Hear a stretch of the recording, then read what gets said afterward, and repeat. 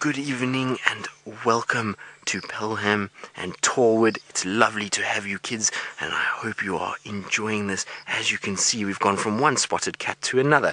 Now, my name is Tristan, as James mentioned, and on camera today I've got Wiem the wildebeest, and we have been fortunate enough to come down the road and find this beautiful leopard sitting in the middle of it and just taking it nice and easy. So, if you've got any questions about the leopard, feel free to ask. You can ask your teachers to send through any questions that you might have. We'd love to hear from you guys and hear all the questions that you have on any of the African animals out there, and we'll try our best to answer as many as possible.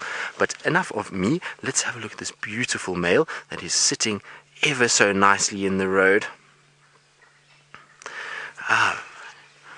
Mrs. Henderson, good evening to you, ma'am. I feel like I have to say ma'am because when I was at school we had to call our teachers ma'am, and it's only polite.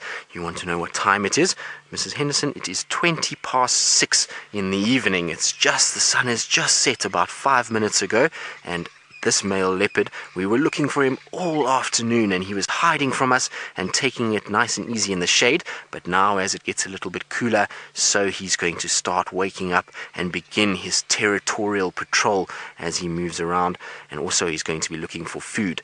Now, we did see him this morning and he was quite hungry, so I think he's definitely going to be looking for any signs of prey items that may be around. Oh, you can see he's got a big itch there on his chin. So he's giving himself a good scratch. Isn't he beautiful? Look at that. Look at those eyes. Absolutely magnificent. Now, a leopard is my favorite animal. They are just the masters of disguise. Earlier when we were here, he was right near us and we just couldn't see him for the life of us, and only now that he's come right out into the open are we managing to get a good view. So their solitary lifestyle and the way that they can just blend into their environment really makes them appeal to me and makes them one of my favorites. Also, a male leopard has got to be one of the most powerful animals out here in terms of weight to weight ratio. They are very, very strong, and look, he's going to stand up. Now, I'm going to just reverse with him so that we can keep him in front and we can see his beautiful face. Now, I don't want him to get too close because otherwise I'm going to maybe push him off the road, and I would rather he stayed on the road. So we're just going to slowly back up as he walks. But isn't that magnificent? Look at that. And you can see his face is a little bit dirty. He's been rolling around in the sand. So all that is sand on his face. Tingana, what have you been doing? So he's obviously had his head somewhere. Now, I wonder actually if he hasn't been trying to hunt warthogs. So warthogs like to spend their time in burrows, in termite mounds or in holes in the ground, and male leopards love warthogs. And so he maybe has stuck his head inside a termite mound, and that's why we're seeing this dirt all over his forehead. It's very seldom that you'll actually see a dirty leopard. Leopards are very good at grooming themselves, but Mr. Tingana, you are looking very dirty today, my boy. You need to groom that face out a little bit.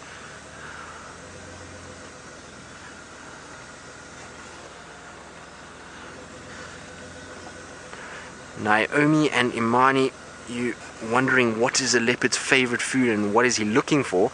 Well, he's looking for at the moment any small to medium-sized antelope. So his favorite antelope will probably be something like an impala. Now, an impala for us is like a white-tailed deer that you have in the United States. That's about the same size. Oh, he's doing a bit of scent marking. Maybe he's going to vocalize for us. I hope he does, because he makes this amazing sound. But he'll go after medium-sized antelope. Then, like I said, like warthogs, which is like a wild boar or a pig, an African wild pig.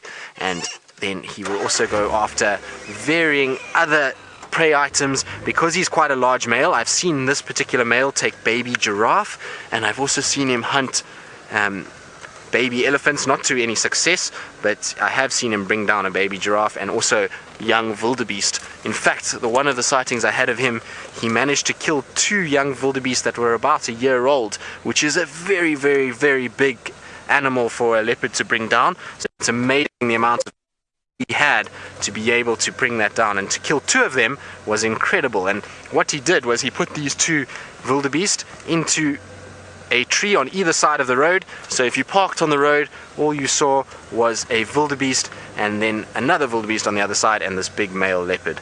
Look how he's smelling the air now as well. So he's sniffing. Now, while he is scent marking and patrolling like this, he is also going to be looking out for food. Most of the time it's going to be in a territorial patrol, but as he patrols, he will look for food as well. And if there is any sign of those antelope, you'll see he'll stop and try and get into the bush, and he's going to go.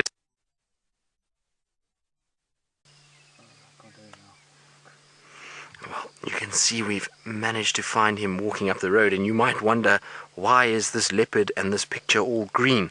And that is because we are playing with infrared light. So we are trying to use a new technology so that we don't have to use proper lights to disrupt the animals. The infrared light is a much shorter wavelength, and so the animals actually can't see this infrared light, and neither could we. So if I turned off everything, in the next 10 minutes it will be so dark that I won't be able to actually see him. So this infrared light helps us to be able to see him in the dark and not to affect his eyes or affect his behavior in any way.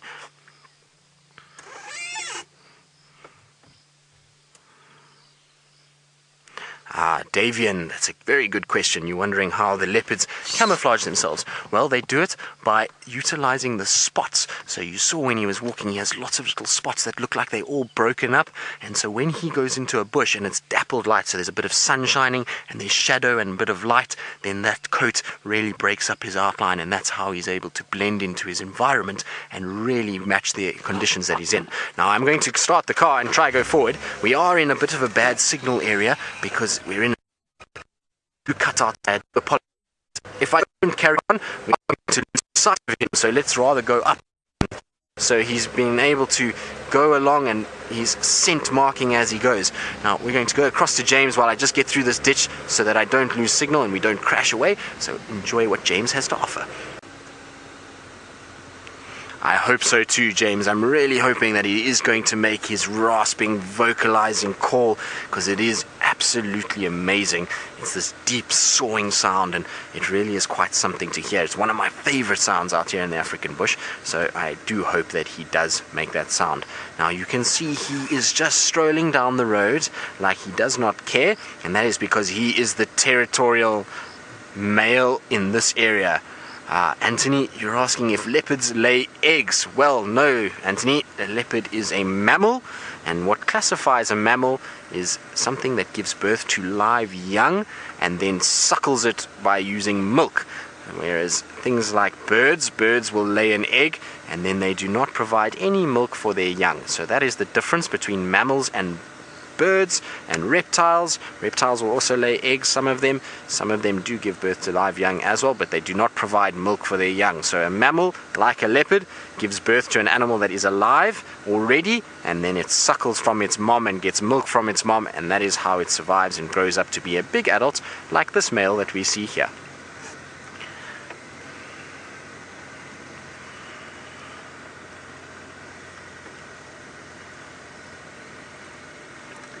Just look how he's just moving down the road. Like I say, this is a territorial male who's just doing a patrol and is just not a care in the world because he is the dominant male. There's no male that should be in this area, so he knows that he's the biggest of the biggest out in this section, and that's why he can walk around like this. Now Madison, you're wondering if leopards occur in packs or in groups together. Well, no, they don't. So a leopard is the only true solitary cat of the African plains. So earlier you saw the two cheetah brothers together, so they form coalitions, the two males, and you'll find lions form prides, but the leopards are solitary. So if it's a male leopard, you'll find he's on his own throughout his life.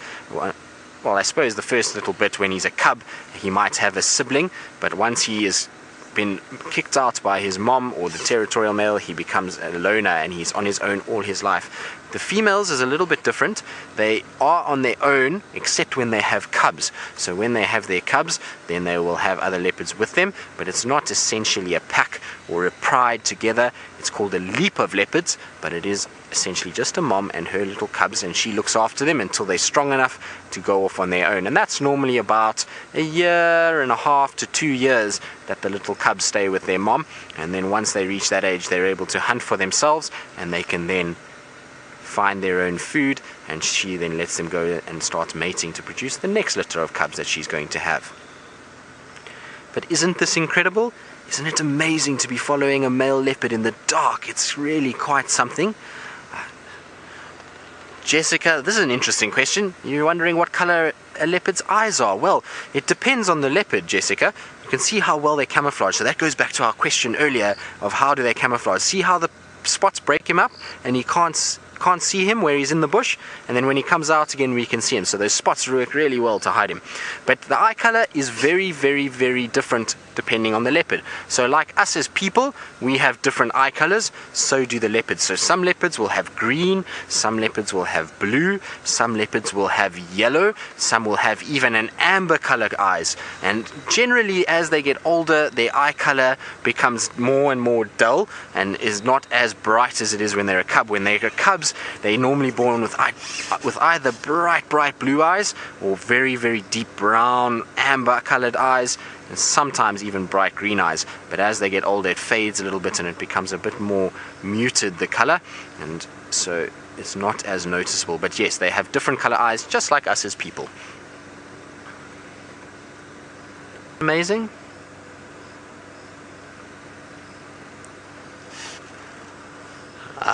Tall wood. You're all wondering whether the leopards are relaxed when they attack us. Well, in the vehicles, they're actually very relaxed. You can see this male. I'm slowly driving behind him, and he has got not a care in the world. He hasn't looked at us once while we've been driving behind him. So he's very, very used to the cars. He knows that the cars are part of his environment, but we're not a threat. So we don't eat him, we don't take food from him, we don't chase him, we don't try hurt him. So he's worked out that it's okay for us to be around and not something that he has to be concerned about. But on foot is a little bit different. So when we are doing bushwalks or we're trying to track these animals, because sometimes what we'll do is when we try and find a leopard is we'll go off on foot and follow his footprints and try and see where they go. And when we do that, then they can potentially attack us, because they are wild animals, and if they feel like they have been cornered or they are threatened, or if they've got something that they need to defend like a food item, then they can be very aggressive and they can be very, very, very dangerous. A leopard is a really big cat and very, very powerful. So for us, it's something that we need to be very, very careful of. There's been a number of people that unfortunately have been attacked by leopards, but where we are in the vehicles like what we're doing now is perfectly safe, because this leopard knows that we are not a danger to it at all. Now you see how he's rubbing his face, and then he lifts his tail and he sprays his urine all over. So he's trying to mark his territory. It's quite incredible how much urine he does. Ariana, you're wondering what sound a leopard makes, so we were talking about it just now.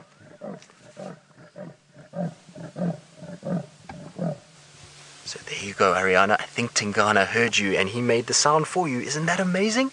So that is the sound that a leopard makes. It is a rasping, roaring call, and it sounds like somebody sawing wood, and that's going out, and he calls into the ground, and that spreads all over this area, and it tells all the other male leopards that I am here, this is my territory, don't bother coming here because I'm a strong, healthy male. And it also tells females that might want to mate with him that he is around, and the females can then find him. But isn't that amazing? Ariana, I think you've got the most luck in the world, because often leopards don't call for long periods of time, and for you to ask that question and then him to call at the same time is absolutely unbelievable. So you are very, very lucky, Ariana. I'm very happy that he did call. It was perfect timing. And I'm so glad that he stayed on this road, because we are actually on the boundary of our area. So if he goes north, we can't follow him. So we're very, very fortunate that he's stayed on this road and has walked so far down the road that we can just follow him so gently as he goes. Ashley, you're wondering how many pounds a leopard is and how much he weighs? Well, a male leopard of this size, because we have some of the biggest leopards in the world, he probably weighs about anywhere between 160 and 200 pounds. So he's a very, very heavy cat. He's not quite as heavy as the lions. The lions can weigh up to about 500 pounds, but he is still a very, very big male. And like I was saying, here in the Sabi Sands, in the northeastern part of South Africa, the leopards are some of the biggest in the world, and that's because of the amount of food that we have here. We have a lot of medium-sized antelope and a lot of these warthogs that I was telling you about earlier, so they get a lot of protein in their diet, which allows them to really grow very big and strong. But look at his camouflage. Look at how when he goes in the grass, he disappears. If he dropped his tail and sat very still, you can see how difficult it would be to be able to see him in that grass. Isn't that amazing? So you can see how well camouflaged they are. Now we're going to carry on following him and see where he goes and if he carries on his territorial patrol. And while we do that, let's go across to James, who I believe has got something much smaller that leopards often like to eat. Well, James, I wish you good luck on your chameleon. I think you need to get hold of Taylor, because Taylor was the chameleon queen last night. She was spotting them all over the place. I think she had 3 last night, so maybe she can help you with where she had them. But you can see he's still scent marking. Did you see how he jumped up and rubbed his face on the plant there? That is typical of a leopard. They do it very, very often. They always put their head up, and then they've got this little gland in their cheek that they're able to scent mark and leave their telltale sign. So any other leopard that walks past here knows that this is this male, and one that they need to be aware of. And they have a little organ in the roof of their mouth called the organ of Jacobson that they're able to analyze that scent. Kayla, you're wondering where the leopards go to sleep. Well, the leopard generally will try and find a quite thick bush area to sleep. So it will go in under some trees, in some long grass, and they'll try to sleep there. Isn't that amazing? As he's going off into the darkness, it's incredible. We're at that low level with him now, and it's just black behind him. It's really quite special. But they go under the trees and into the grass, and that's where they sleep. And sometimes, if it's a very hot day and there's lots of insects that are bugging him, you can see the insects flying around in the lights. They go towards the leopard, and they irritate the leopard, and you'll find that he'll then go up into a tree and he'll sleep in the tree itself. So you sometimes find them in these big trees and they're lying on these branches, and it is the most beautiful scene you can imagine. It really is quite something to see a big cat draped over the branches. It is very, very special. So that's where they go to sleep. But now is not time for sleep. Now is time for action in a leopard's world. It's now the time when they move around the most. Chris, this is a good question. You want to know whether cheetah or a leopard is faster? Well, the leopard, Chris, is the cheetah is the fastest animal on land. It runs at about 120 kilometers an hour. Now in miles, that is about 80 miles an hour, whereas a leopard will only do about 70 kilometers an hour. So that is only, what, about 40 miles, Björn? Somewhere around there. So it's a very big difference, 30 miles an hour difference between the two of them. So the leopard is more a stocky, well-built animal that is designed for power. It's trying to bring down big animals, and then it's got to take them up into the tree. So it's a much bigger, stockier animal, whereas a cheetah is built for speed, so it's a lot more slender. They don't have the same power. Unfortunately, with the leopard, because it's so stocky and well built, it's very difficult for it to run very fast. Now he seems to have gone off the road here and turned down this road, which is great, because I think he's going to go and have a drink of water. There is a little bit of water not too far from here, and I think that's where he's going to go and have a little drink. So I don't want to scare him. I'm just trying to see where he's gone off the road here. Now there he is, going down the road. Now you may have seen some lights in the distance, and that's some game drive vehicles that have some guests that have come from all over the world to come and see our animals, and so they're going to join them. So I'm just going to tell them where we've gone and let them know that we're coming down this road. Mike, we've just turned south now, so just follow my lights, you'll be able to find us. And it's perfect because he's turned the perfect direction. I was very worried that he was going to go the opposite way, which, like I was saying earlier, is out of our area, but actually he's come back into our area and back into the place that we traverse, and so we're able to see them, which is great for a little bit longer.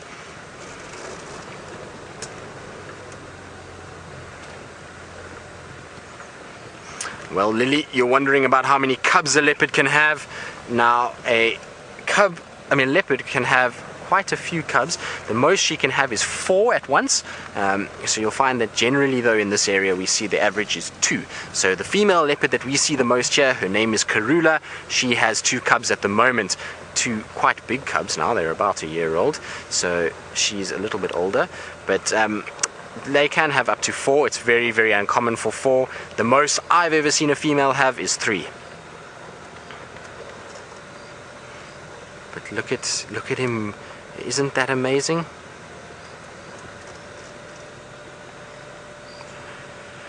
Connor, you're wondering if leopards are endangered or they are in danger of becoming endangered. Well, Connor, unfortunately the reality is that all big cats at the moment are at risk of becoming endangered, and there is a lot of pressure because of the population of people that we have in the world today. There is so many people that they are unfortunately under very big pressure. They're losing habitat, which means that they are becoming rarer and rarer and rarer, which is not ideal. So their numbers are declining, but at this stage here in South Africa, the leopard is still absolutely fine. It is a healthy population in this reserve, so they're not endangered here, but they will become endangered if the pressure on them still keeps going. So in certain parts of the world they have become endangered, but here in South Africa not as yet. Now when we have multiple vehicles, and like I was saying to you, when we have guests that join us, then we do what's a little leapfrogging exercise. So we each allow each other some time in front to be able to view this animal. So Mike, who has just joined us now, is going to go in front and he's going to get a good view of them, and we're going to follow behind him for a little bit, and then we'll just leapfrog each other so that we can all get a good chance to see this beautiful male leopard. And while we do that, and while Mike goes ahead of us, let's go across to James and see if he's had any luck with his chameleon search.